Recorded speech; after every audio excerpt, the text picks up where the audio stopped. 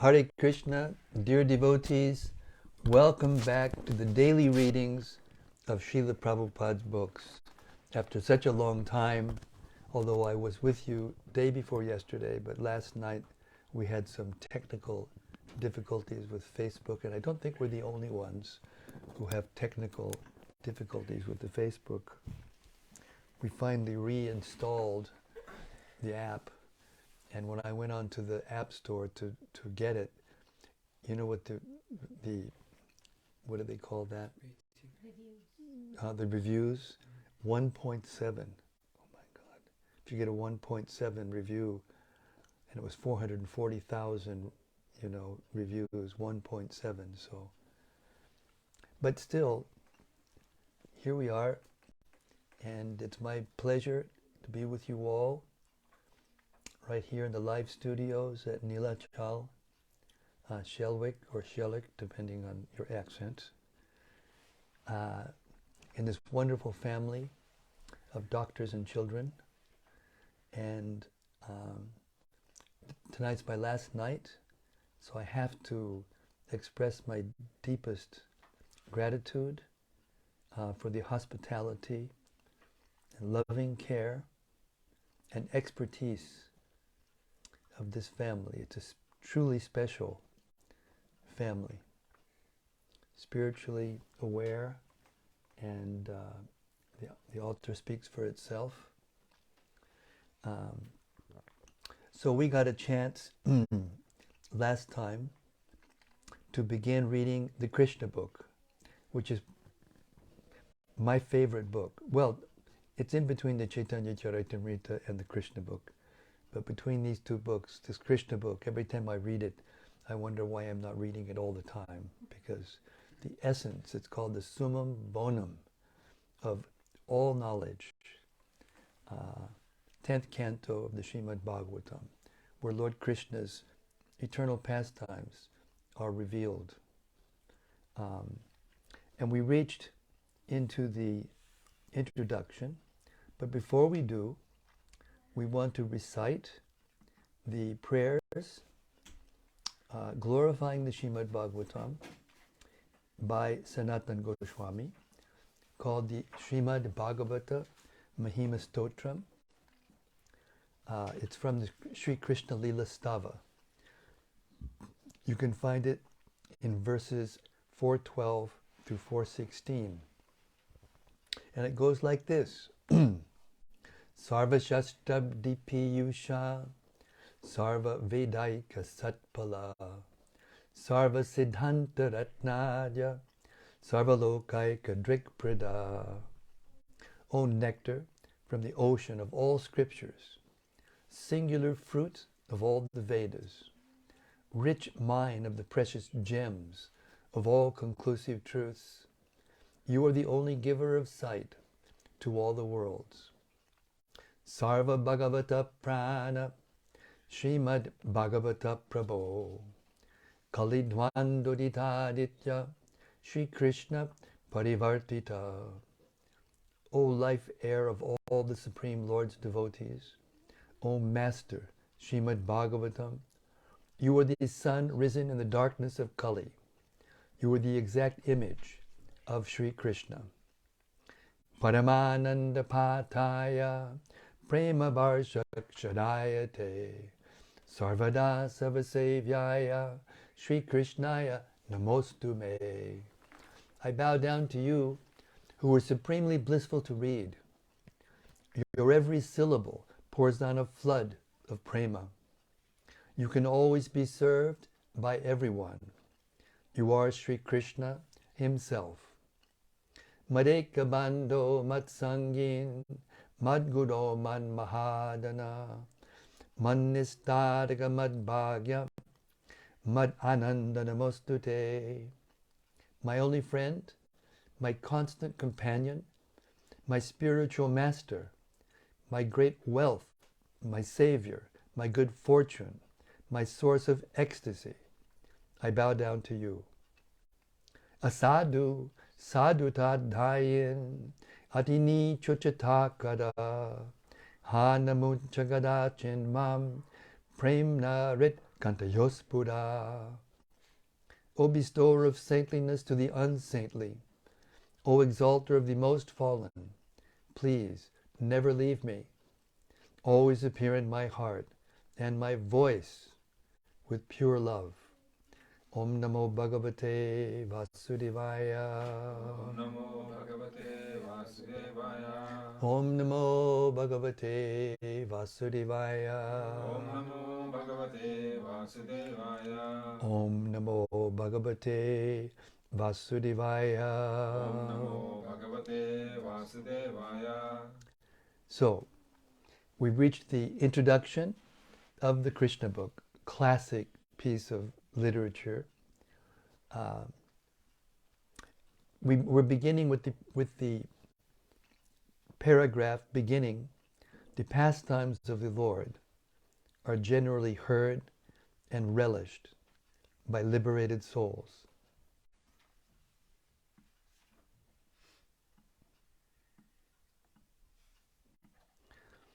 The pastimes of the Lord are generally heard and relished by liberated souls.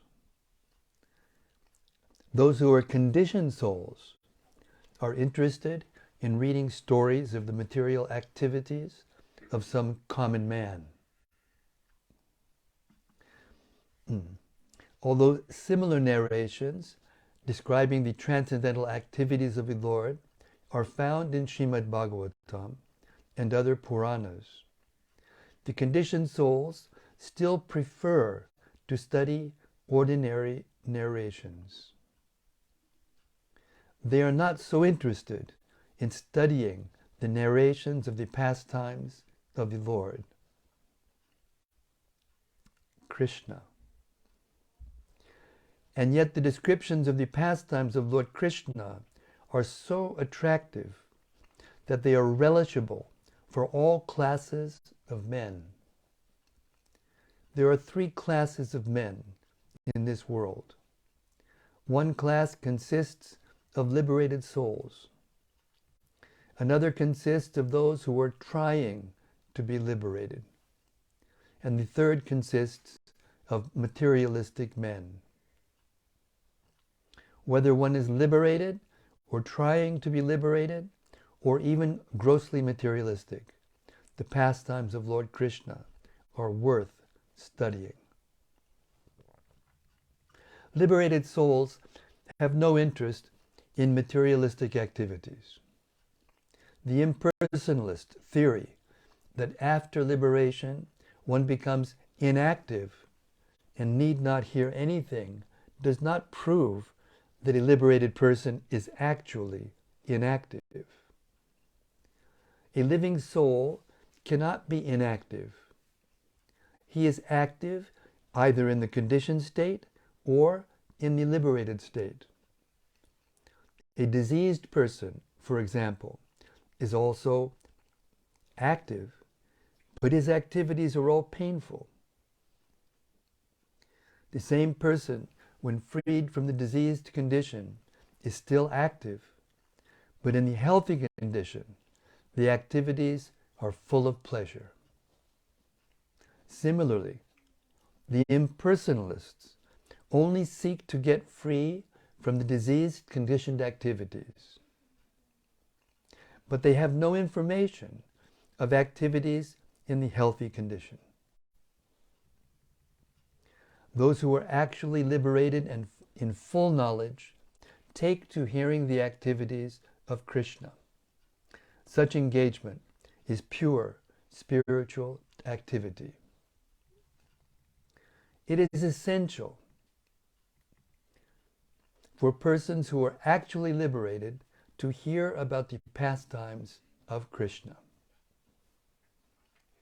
That is the supreme relishable subject matter for one in the liberated state. Also, if persons who are trying to be liberated hear such narrations as the Bhagavad Gita and Srimad Bhagavatam, then their path of liberation becomes very clear. The Bhagavad Gita is the preliminary study of Srimad Bhagavatam. By studying the Gita, one becomes fully conscious of the position of Lord Krishna. And when he is situated at the lotus feet of Krishna, he understands the narrations of Krishna as described in Srimad Bhagavatam. Lord Chaitanya has therefore advised his followers that their business is to propagate Krishna Katha. Krishna Katha, part of our audience, Chakradhari Prabhu and Rajalakshmi Prabhu, are going to do what? They're going to preach Krishna consciousness, Krishna Katha. Hari Bol. Thank you so much. Have a nice class. Hare Krishna.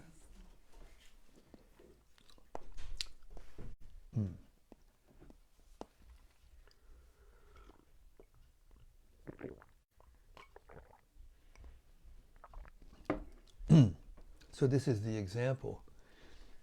Our hosts are both doctors, and they're going to teach Krishna consciousness. This is the perfect example of what Srila Prabhupada is speaking about here in his introduction. Krishna Katha means narrations about Lord Krishna. There are two Krishna Kathas, narrations spoken by Krishna and narrations spoken about Krishna. The Bhagavad Gita is the narration or the philosophy of the science of God spoken by Krishna himself. Srimad Bhagavatam is the narration about the activities and transcendental pastimes of Krishna. Both are Krishna Katha. It is the order of Lord Chaitanya that Krishna Katha should be spread all over the world.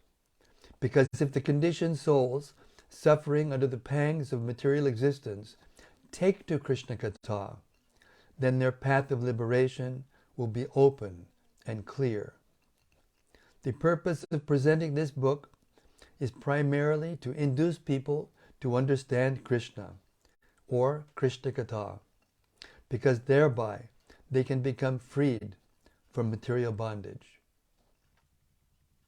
This Krishna Katha will also be very much appealing to the most materialistic persons, because Krishna's pastimes with the gopis, cowherd girls, are exactly like the loving affairs between young girls and boys within this material world. Actually, the sex feeling found in human society is not unnatural, because this same sex feeling is there in the original personality of Godhead. The pleasure potency is called Shrimati Radharani. The attraction of loving affairs on the basis of sex feeling is the original feature of the Supreme Personality of Godhead, and we, the conditioned souls, being part and parcel of the Supreme, have such feelings also.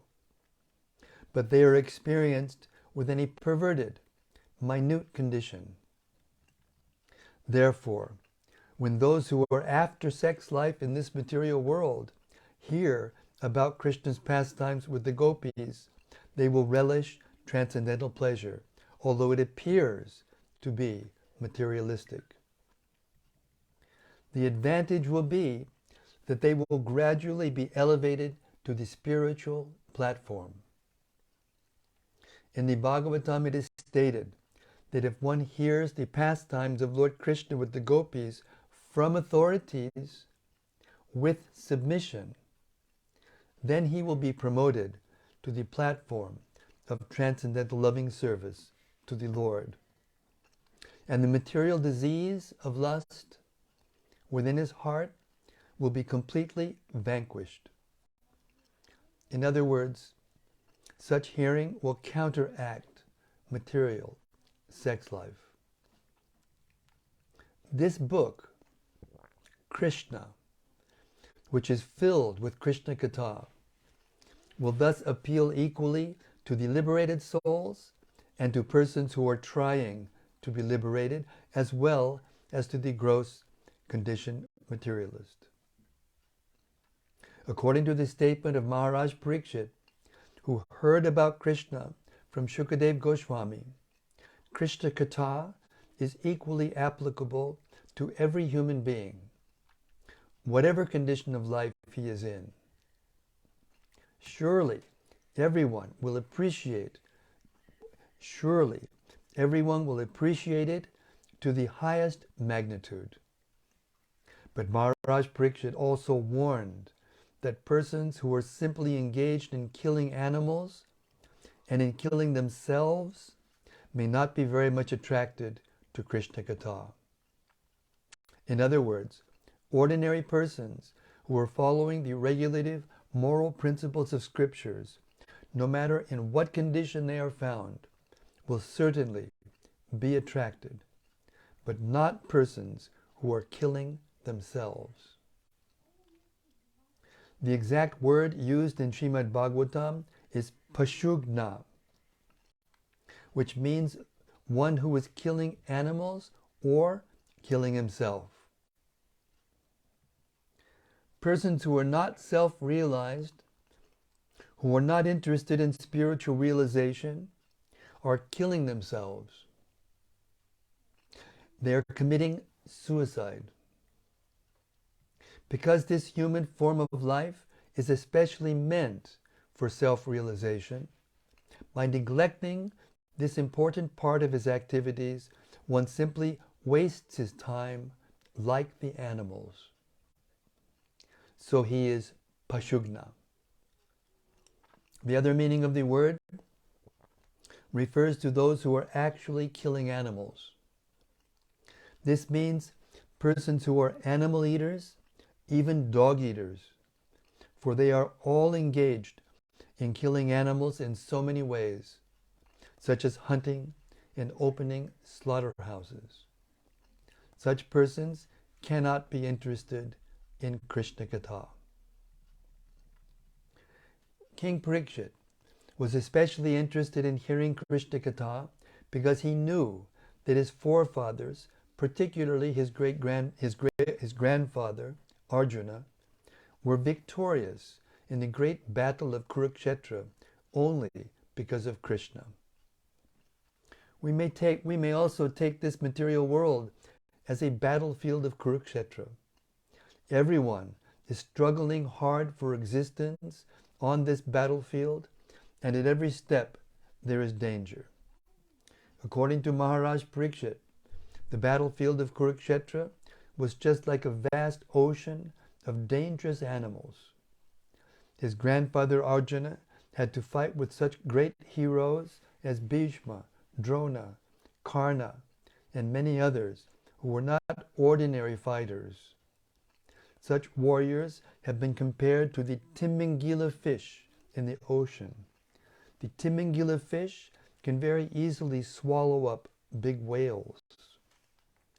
The great fighters on the battlefield of Kurukshetra could swallow many Arjunas very easily, but simply due to Krishna's mercy, Arjuna was able to kill all of them. Just as one can cross with no exertion over the little bit of water contained in the hoofprint of a calf, so Arjuna, by the grace of Krishna, was able to very easily jump over the ocean of the battle of Kurukshetra. Maharaj Parikshit was very much appreciated. Maharaj Parikshit very much appreciated Krishna's activities for many other reasons. Not only was his grandfather saved by Krishna, but he himself also was saved by Krishna. By the end of the battle of Kurukshetra, all the members of the Kuru dynasty, both the sons and grandsons on the side of Dhritarashtra and those on the side of the Pandavas, had died in the fighting. Except the 5 Pandava brothers, everyone died on the battlefield of Kurukshetra. Maharaj Parikshit was at that time within the womb of his mother. His father Abhimanyu, the son of Arjuna, also died on the battlefield of Kurukshetra, and so Maharaj Parikshit was a posthumous child.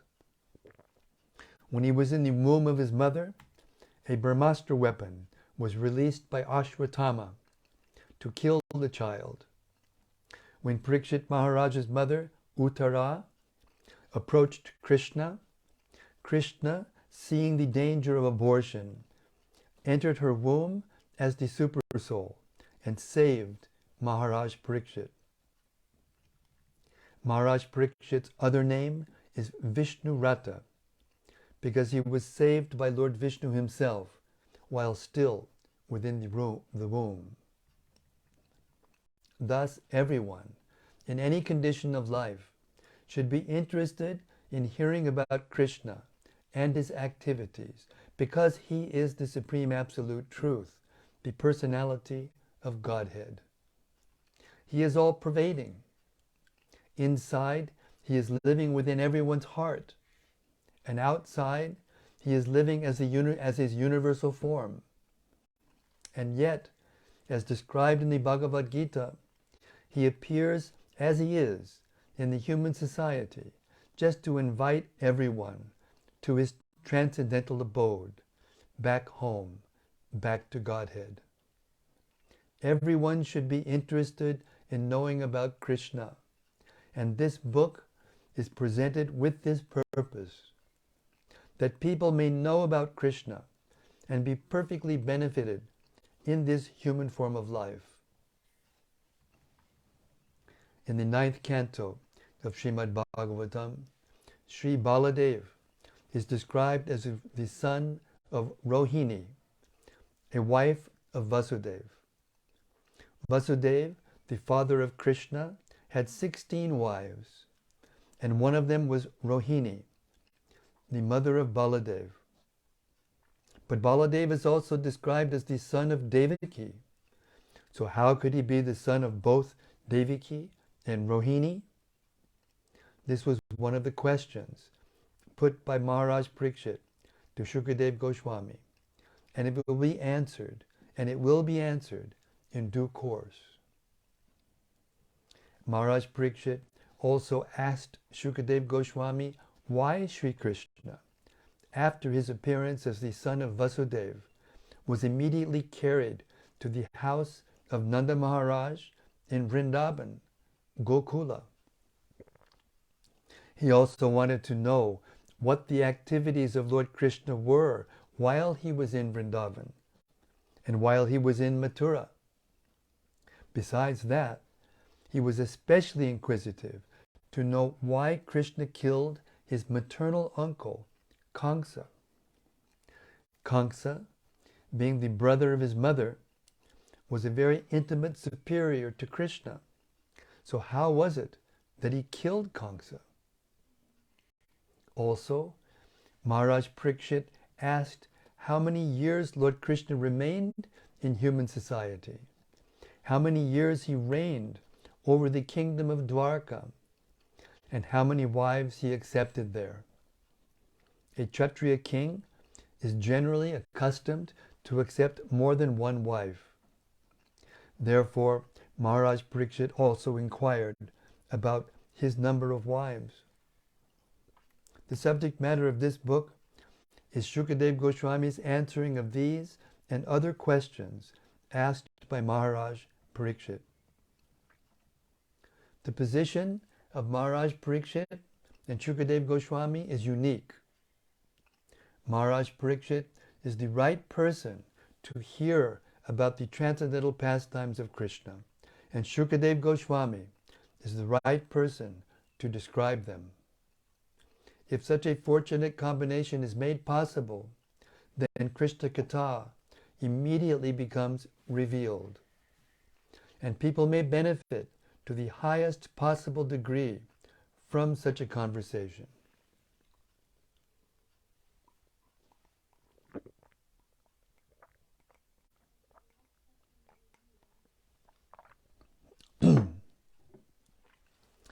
This narration was presented by Shukadev Goswami when Maharaj Parikshit was prepared to give up his body fasting on the bank of the Ganges, in order to assure Shukadev Goswami that by hearing Krishna Katha, he would not feel tired. Maharaj Parikshit expressed himself very frankly. Hunger and thirst may give trouble to ordinary persons or to me, but the topics of Krishna are so nice that one can continue to hear them without feeling tired, because such hearing situates one in the transcendental position. It is understood that one must be very fortunate to hear Krishna Katha as seriously as Maharaj Parikshit did. He was especially intent on the subject matter because he was expecting death at any moment. Every one of us should be conscious of death at every moment. This life is not at all assured. At any time, one can die. It does not matter whether one is a young man or an old man. So before death takes place, we must be fully Krishna conscious. At the point of his death, King Parikshit was hearing Srimad Bhagavatam from Shukadev Goswami. When King Parikshit expressed his untiring desire to hear about Krishna, Shukadev Goswami was very much pleased. Shukadev was the greatest of all Bhagavat reciters, and thus he began to speak about Krishna's pastimes, which destroy all inauspiciousness in this age of Kali. Shukadev Goswami thanked the king for his eagerness to hear about Krishna, and he encouraged him by saying, "My dear king, your intelligence is very keen because you are so eager to hear about the pastimes of Krishna." He informed Maharaj Parikshit that hearing and chanting the pastimes of Krishna are so auspicious that the processes purify the three varieties of men involved: he who recites the transcendental topics of Krishna, he who hears such topics, and he who inquires about him.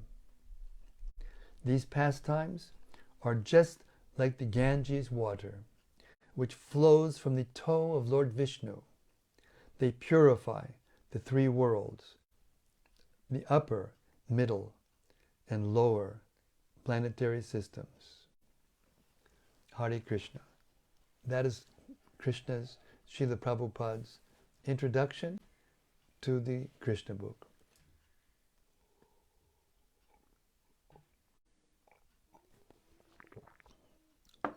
And so we go on to the advent of Lord Krishna.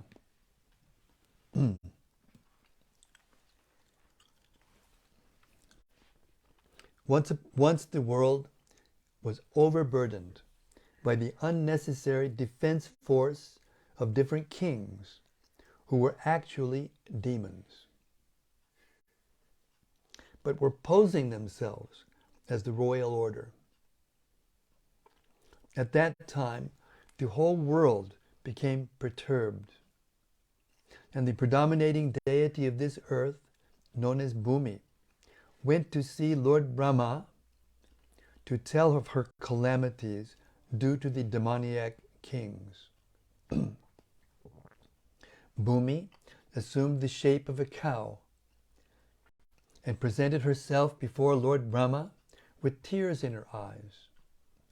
She was bereaved and was weeping just to invoke the Lord's compassion. She related the calamitous position of the earth, and after hearing this, Lord Brahma became much aggrieved, and he at once started for the ocean of milk, where Lord Vishnu resides. Lord Brahma was accompanied by all the demigods, headed by Lord Shiva, and Bhumi was Bhumi also followed. Arriving on the shore of the Milk Ocean, Lord Brahma began to pacify Lord Vishnu, who had formerly saved the earthly planet by assuming the transcendental form of a boar. In the Vedic mantras, there is a particular type of prayer called Purusha Sukta. Generally, the demigods offer their obeisances unto Vishnu, the Supreme Personality of Godhead, by chanting the Purusha Sukta. It is understood herein that the predominating deity of every planet can see the Supreme Lord of this universe, Brahma, whenever there is some disturbance on his planet. And Brahma can approach the Supreme Lord Vishnu not by seeing him directly, but by standing on the shore of the ocean of milk. There is a planet within this universe called Shvetadweep, and on that planet there is an ocean of milk. It is understood from various Vedic literatures that just as there is an ocean of salt water on this planet, there are various kinds of oceans on other planets. Somewhere there are oceans of liquor and of many other types of liquids.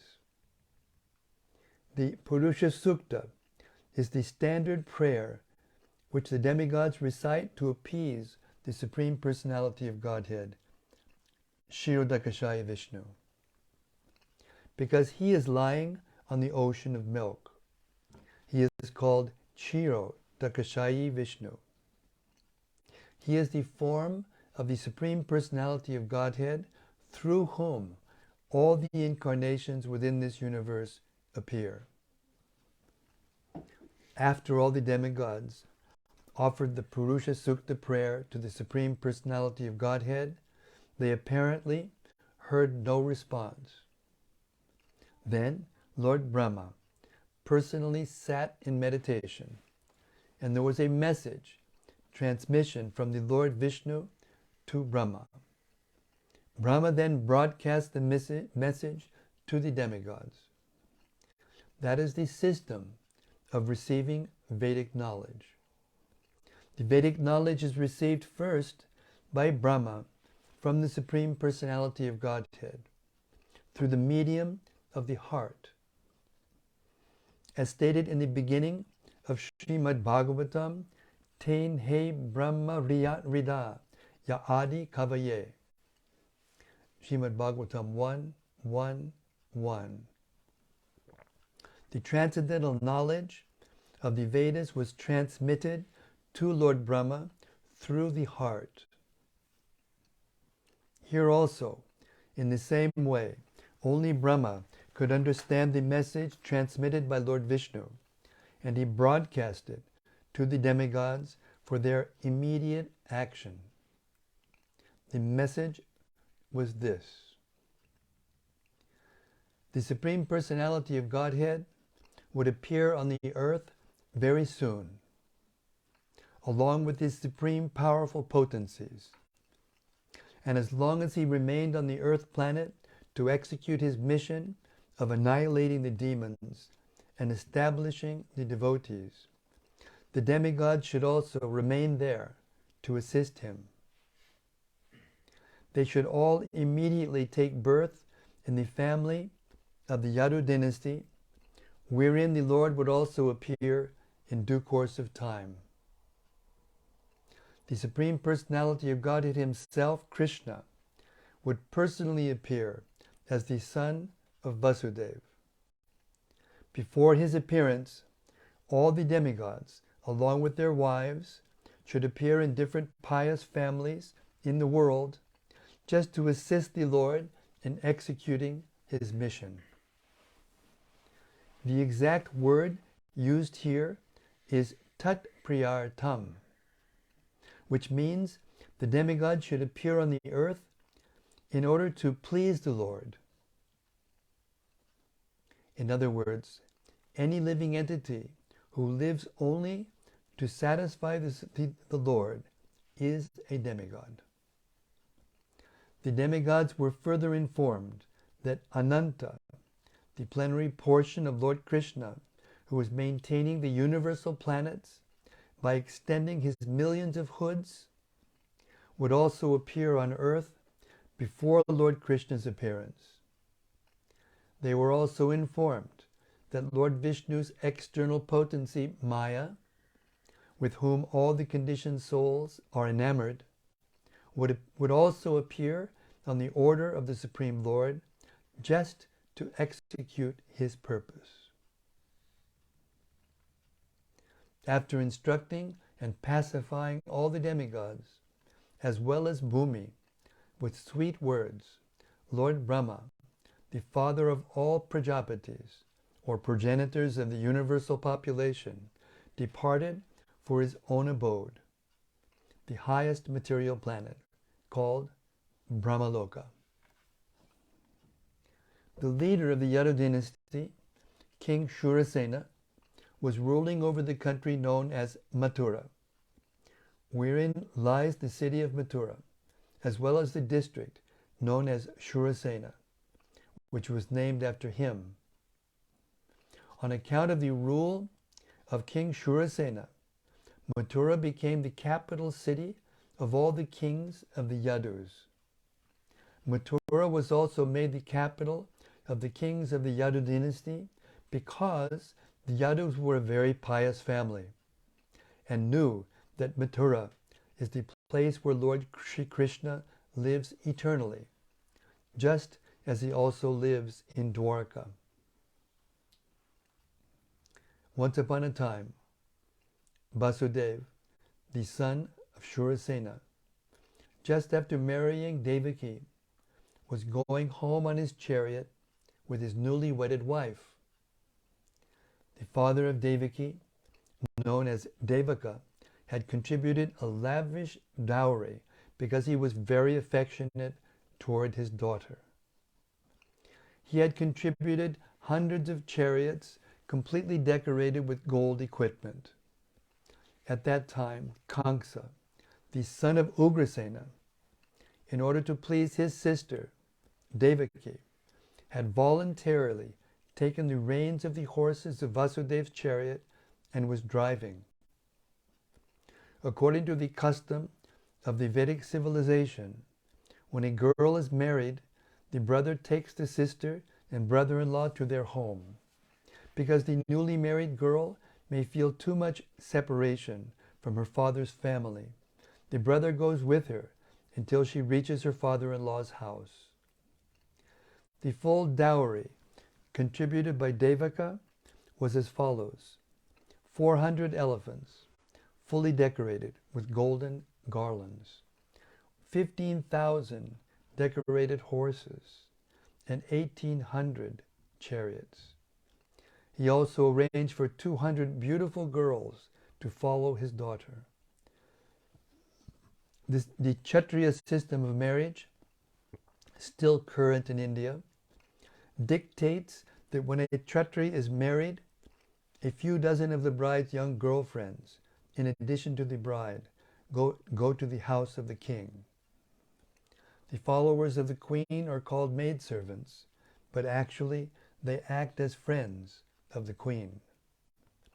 This practice is prevalent from time immemorial, traceable at least to the time before the advent of Lord Krishna, 5,000 years ago.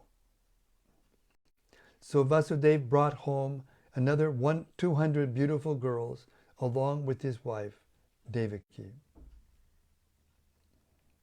While the bride and bridegroom were passing along on the chariot, there were different kinds of musical instruments playing to indicate the auspicious moment. There were conch shells, bugles, drums, and kettle drums. Combined together, they were vibrating a nice concert.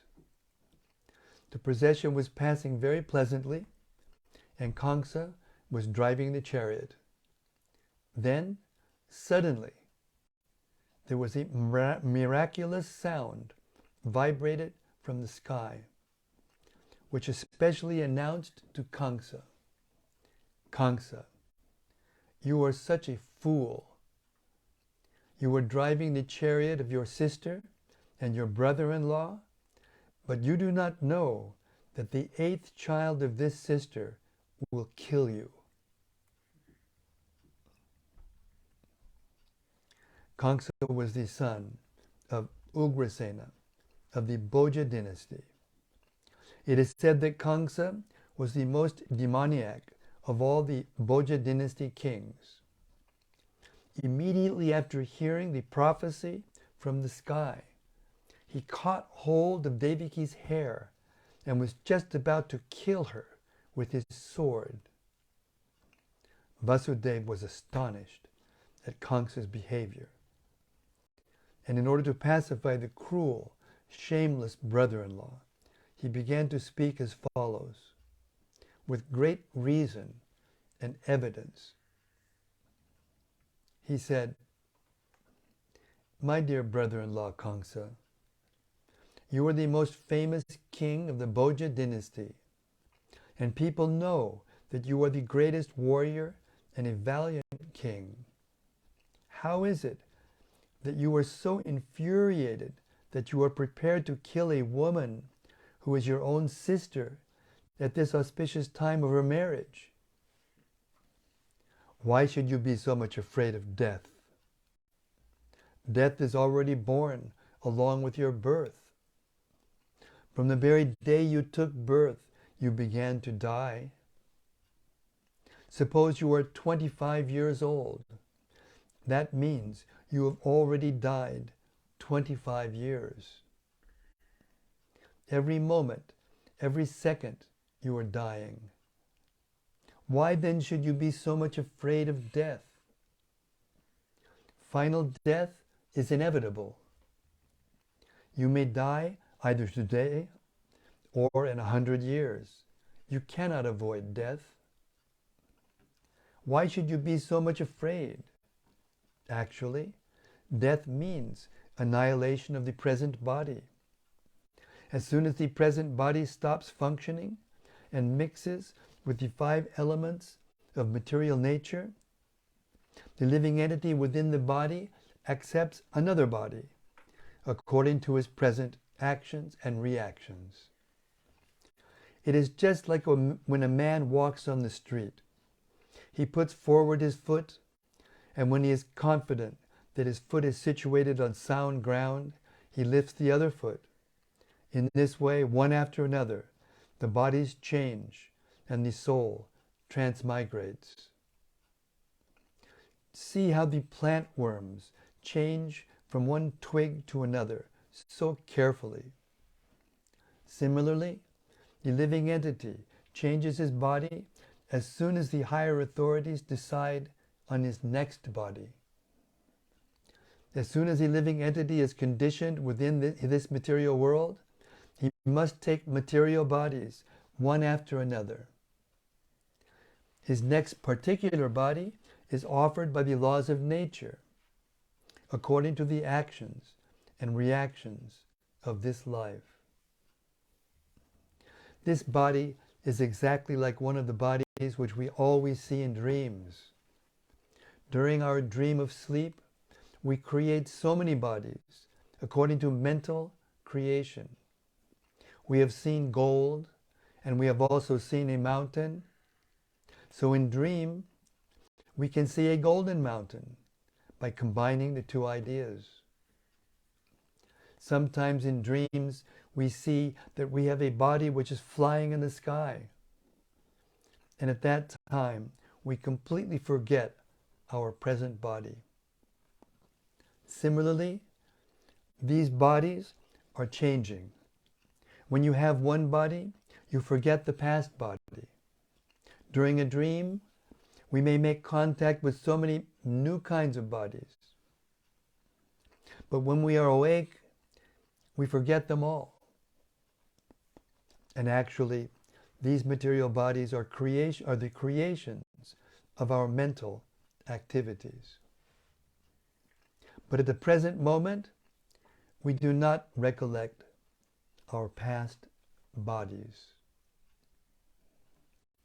Hare Krishna.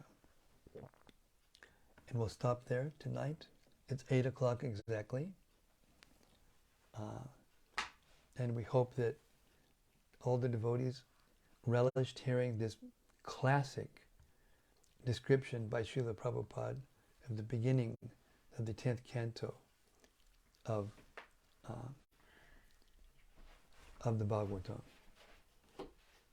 So if there are any reflections, anything that you heard that you might want to discuss or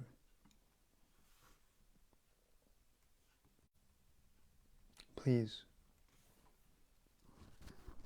be our guest. Matthew Bell Roberts said Hare Krishna. Hare Krishna Bhaktimat, Hare Krishna. So wonderful to hear your, hear your, well, it's not exactly your voice, but your words. Very nice to hear your words. And I must say that I was so deeply impressed by the recent messages you sent me by message, by text message. And yes, it reawakened my remembrance of our travel to India together and our staying together in the cottage, Wisteria Cottage in Folkestone. And I hope this is the start of something big. Hare Krishna. ISKCON Wales, Hare Krishna Maharaj. Hare Krishna, ISKCON Wales. Is that from all of you? I don't know. That would be unusually nice. From Gopakanya Devidasi. Hare Krishna, Gopakanya Devidasi. Hare Krishna, dear Maharaj. All glories to Srila Prabhupada. All glories to your daily readings of service. Glories to the sergeants, Vaishnava family members and friends, the lovers of the transcendental daily readings. I like this saying, daily readings of service, because hearing the Bhagavatam is service. Sometimes we make a distinction between hearing and chanting and service, but actually hearing and chanting is service, and not only is it service, it is the pure devotional service, the highest service you could render. To hear the glories of the Lord, especially with taste and with extreme pleasure, this pleases Krishna a lot. That doesn't mean that we don't also do different kinds of service to expand the pastimes of Krishna to others, which is also the same as hearing and chanting. But it all begins from this. Shravanam, Kirtanam, Vishnu Smarnam. Hearing and chanting and remembering Krishna. That's the goal of all of the other services. Thank you very much. Hare Krishna. From Krishna Primavati Devidasi. Oh, Hare Krishna. Hare Krishna, Dandavat Pranams Maharaj. Hare Krishna. It's nice to hear your participation. Saroni Sachi Sundari. Saloni Sachisundari. Hare Krishna. Hare Krishna Maharaj. Yadutama. Hare Krishna Yudutama Prabhu. Hare Krishna, dear Gurudev, my humble obeisances to you and all glories to Prabhupada. A day without Prabhupada's books is like a day without air, and a day without you is like a day without lungs. We all feel so blessed to have you back and in action. Hare Krishna. Thank you. I feel blessed to be back in action. Bhakta Rupa. Das. Bhakta Ben is now Bhakta Rupa. Hare Krishna. Well, Krishna Katha Ki Jai.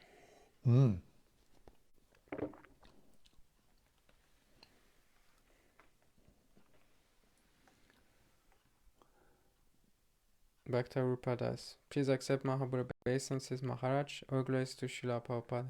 Very wonderful to hear about the glories of Krishna Katha. How can one practically always remember the impermanent nature of material life, so as to be able to hear with intensity, like Parikshit Maharaj, your servant? Well, I mean, in the introduction, we heard how important this is to hear Krishna Katha, whether we're liberated or trying to be liberated or are even materialistic. Because it's pretty obvious, isn't it, that material existence is temporary. Everything that we come in contact with, everything that we earn or possess goes away after time. So we have to continually hear this and be able to remember it in order to be able to, how do I say, embrace this hearing and chanting. Because in this hearing and chanting of Krishna's pastimes and of these books that Srila Prabhupada gave us, especially the pastimes of Krishna and Sri Chaitanya Mahaprabhu, are the very means by which we can achieve the ability to see the impermanence of material existence. Because everything else that you hear about and becoming attached to, the pleasure of it goes very quickly. So if you remember this, if you chant your rounds every day and try to avoid offenses, it will never get tired. You'll never get tired of chanting Hare Krishna. And when you read these books dutifully, even if sometimes you don't have such a taste, but if you do it dutifully and regularly, every day, Nasta Praisha Buddha Nityam Bhagavata Sevaya, if every day you hear the Bhagavatam, Bhagavad Gita, Chaitanya Charitamrita, and all the books that Prabhupada wrote, then you will be given this gift, the ability to remember that material existence is temporary and that we are eternal. And the hearing and chanting fixes us in that conception. The material conception of life, that I am the body, and that everything that belongs to the body is mine, is what keeps us from being able to remember that material existence and material objects are transient. Therefore, Yudhishthira Maharaj was questioned by Dharmaraj, his father, in a riddle. He asked him, "What's the most wonderful thing in the world?" So that's a pretty big question, pretty tricky question. And Yudhishthira immediately answered, the most wonderful thing in the world is that everyone before us has died, without exception. And yet we're thinking that we're not going to die. This is the power of the illusory energy, the power of the material energy. So we need to hear the pastimes of Krishna and the rest of the Srimad Bhagavatam that lead up to the pastimes of Krishna. And by the mercy of Srila Prabhupada, he wove together the commentaries of all the previous acharyas to explain the pastimes of Krishna and how they're transcendental. And then Prabhupada put his own commentary on top of that as a dessert to explain to us in an easy language, simple language. The language of the Krishna book is very simple and very direct, straightforward. It doesn't require any,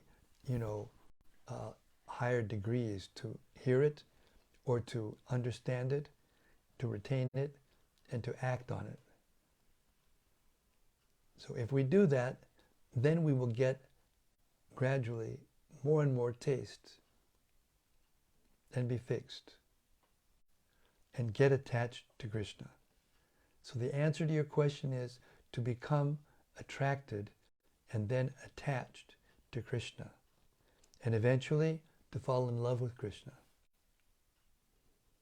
You can't actually love someone deeply unless you know them intimately. So the more you hear about Krishna, the more you understand Krishna, and then get to know Krishna and relish his divine personality and his divine loving exchanges with everyone he meets. Even the people he kills get benefited, get liberation. Then we will be able to remember the temporary nature of material existence and never go back. Hare Krishna.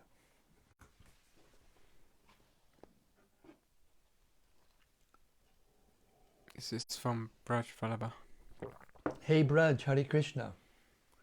Hare Krishna, please accept my humble obeisances. All glories to Srila Prabhupada. I noticed this communication with Krishna also occurred before the appearance of Lord Narasimhadev. Does Krishna communicate with individual devotees in the heart in the same way for individual instructions? Krishna is guiding us in every step of our material existence. We couldn't know what to do unless we got guidance from Krishna.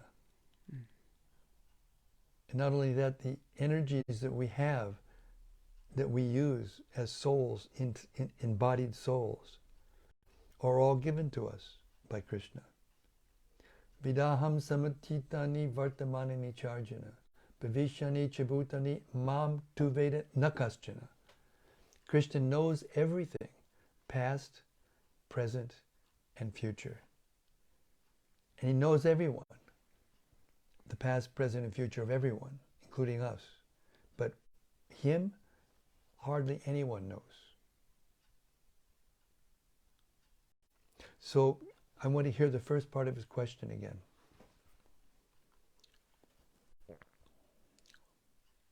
I noticed this communication with Krishna also occurred before the appearance of Lord Narasimhadev. Does Krishna communicate with individual devotees in the heart in the same way for individual instructions? Not necessarily. This is a very special situation. Krishna is coming to relieve the burden on the earth, and he's being asked by Lord Brahma on behalf of all of the demigods, and especially Bhumi, Mother Earth. So it's not that Krishna is duty bound. He doesn't have a legal, like contract that he does the same with everybody. He acts differently with every single person, With Prahlad Maharaj, he allowed Prahlad Maharaj to hear from Narada Muni right in the womb.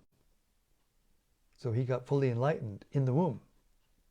Shukadeva Goswami got fully enlightened within the womb. So it depends on the devotee, it depends on the pastime, it depends on the need. Krishna reciprocates and communicates with all of us all the time, but to hear directly, that's another thing. And that doesn't happen mechanically, that everybody gets it in the same way. It depends on one's individual relationship with Krishna, and it depends on the individual pastime that Krishna is coming to do, what he's planning on doing. Sometimes he comes and stays for a long time. Like Lord Nrsingadevi came and just killed Hiranyakashipu, his father, right in front of Prahlad, who was his father, and then left. That was it.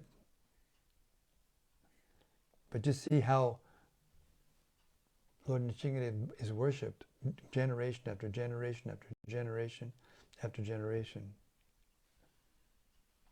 So the answer is yes, Krishna does communicate within the heart to everyone, but not in the same way. Not in exactly the same way. Some are aware of it, some are not. some get the message through another devotee or through another, in another way. Hare Krishna. In that way, Krishna's pastimes are unlimited and interesting, and every one of them is different and enlivening and fascinating. Prabhupada said, these pastimes should fascinate us, and we should want to know more and more. And the more you read them, the more you hear them, the more comes out. It's the nature of Krishna's pastimes. They're unlimited. Hare Krishna. This is from Yadu Tamal Das. Hare Krishna Yudutama.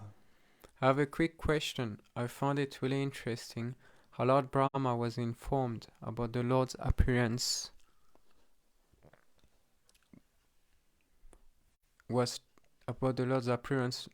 transmitted through the medium of the heart. Is the process of hearing transcendental literature similar to this? It's exactly the same.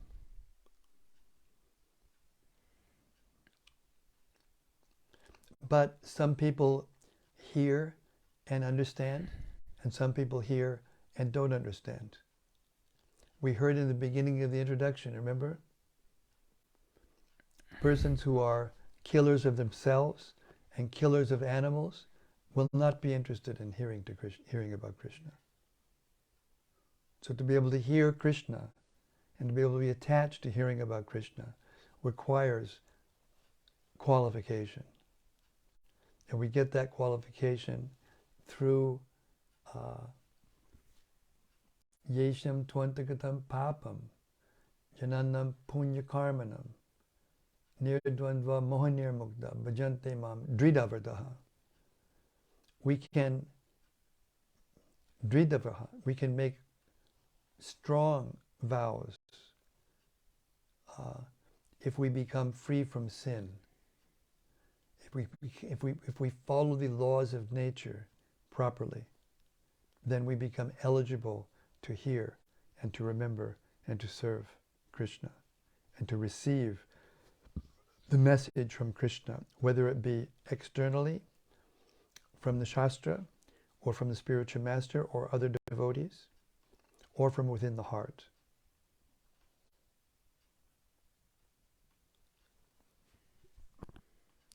This is from Charlie Davidson. Hare Krishna, Charlie, Bhakta Charlie. Hare Krishna Maharaj, it was so nice to hear Krishna book in this atmosphere again. It's been too long. Yes. And it's been especially long for me the last month. Anyway, I had to do a little austerity to be able to appreciate even more Hare Krishna. Thank you. It's great to be back.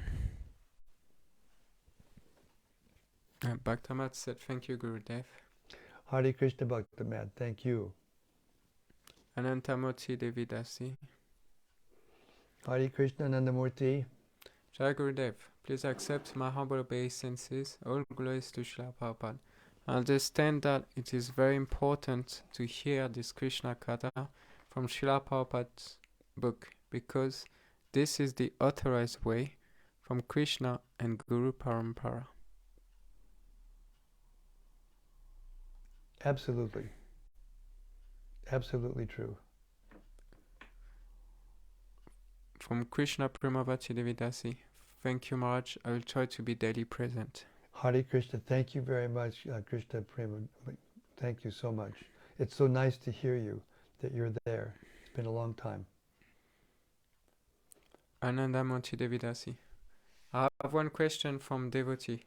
She wants to know why Krishna created us. She would like to know the exact reason why he created us. She's a scientist.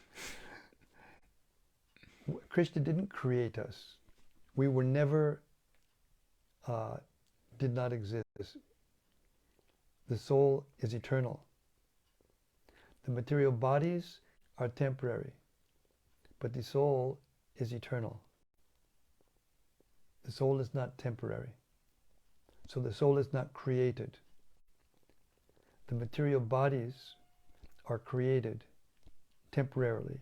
The material cosmic manifestation, which gives a place for the conditioned souls to try to live without Krishna.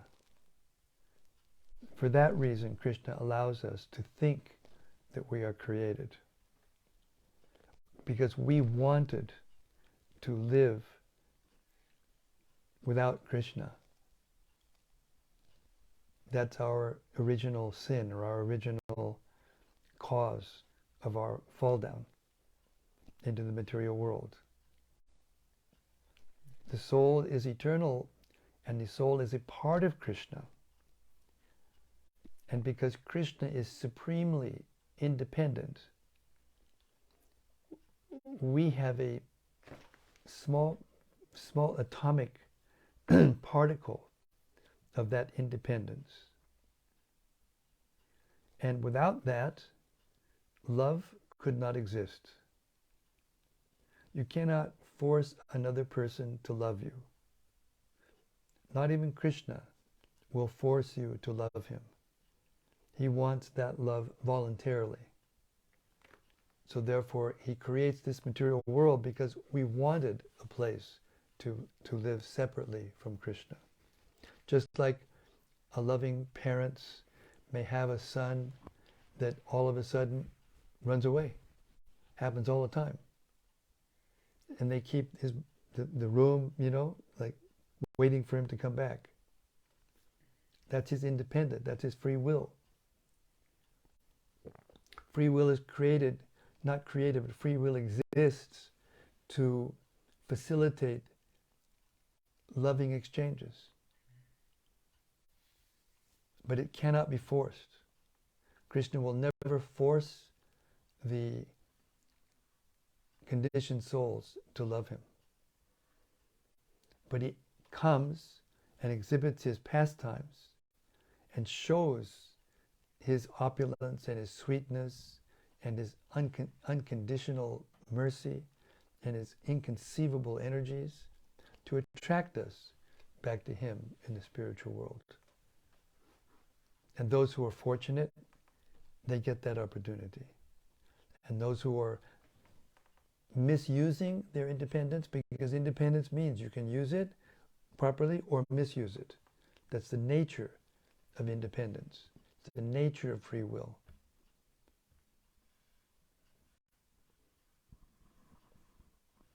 So that's the reason why Krishna creates the bodies in the 8,400,000 species of life, to give the soul a wonderful opportunity to try to enjoy in this material world separate from Krishna. But because the nature of the soul is to be a servant of Krishna, his constitutional position, which you cannot take away from the soul, is his service, is his servant's attitude. We all are servants. We can see it. If we hear properly and are trained properly, we can see. We don't see just with our eyes, we see with knowledge. A little tiny baby will come into a room and looking for the mother, and there'll be some interesting event going on. He won't be interested. Is his mommy here? No, okay, and then goes away somewhere.